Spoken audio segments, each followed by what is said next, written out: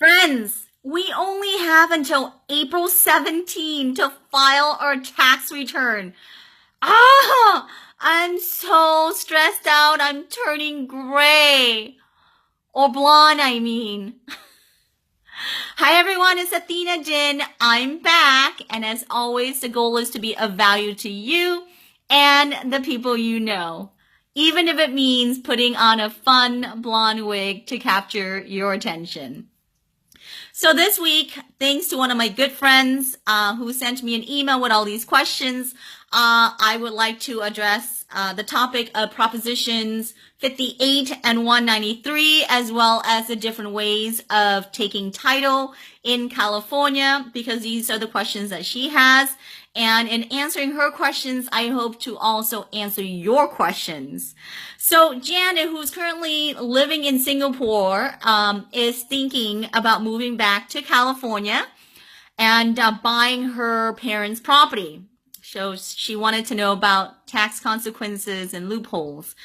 So I mentioned to her that in California, there's such a thing as Proposition 158 and Propositions 58 and 193. So Proposition 58 simply allows a transfer between parents and child and back from child to parent without that property being reassessed for property tax. And then Proposition 193 expanded that to allowing a transfer between grandparents to a grandchild without that property being assessed for property tax as well. So that's definitely information that you can certainly read up on. There are requirements and guidelines for Propositions 58 and 193.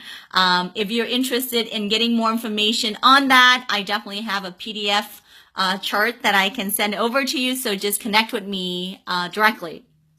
Janny also asked me, because her parents, husband and wife, own this property together, she wanted to know if one passes, if the property automatically gets transferred to the other person. Well, in California, it depends on how they took title. There are different ways of taking title in California. You can take title as a community property for husband and wife, as a joint tenancy, tenancy in common, tenancy in partnership, taking title in a trust. So, there are different ways of taking title, and depending on how you take title, the benefits and the consequences are different. The same, with this information, I do have it in a PDF format if you're interested in getting a more detailed chart for that. I must also give you a disclaimer as I'm talking about these things that I am not an attorney nor a CPA. So if you have any questions that are specific to you and you want more detail, please do reach out to your attorney or to your CPA so that you can ask them questions about your situation specifically. But in the meantime, hopefully this is you find this information valuable. And again, you can certainly connect with me if you want a more detailed chart for this information. And that's it for me this week. I hope to connect with you again in the future. Thank you so much for allowing me into your home. Bye-bye.